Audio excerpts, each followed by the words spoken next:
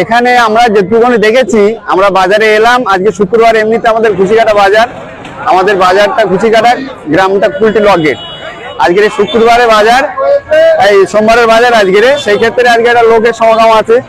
এখন হঠাৎ করে মালঞ্চের দিক দিয়ে একটা জাইলো গাড়ি আসছিল, এই মতো অবস্থায় রানিং এ ছিল, গাড়িটা খুব রানিং এ ছিল। আসার পরেই গাড়িটা আমাদের এই এখানেই এসে টায়ার বাস্ট হয়ে গেছে।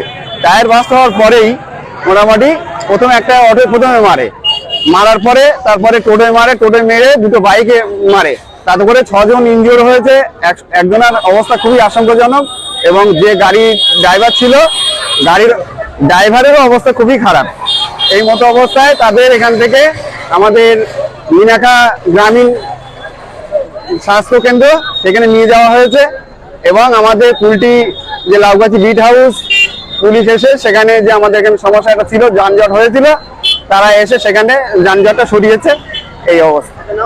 আমার নাম হচ্ছে আশরাফ আলী মোল্লা, কুলটি।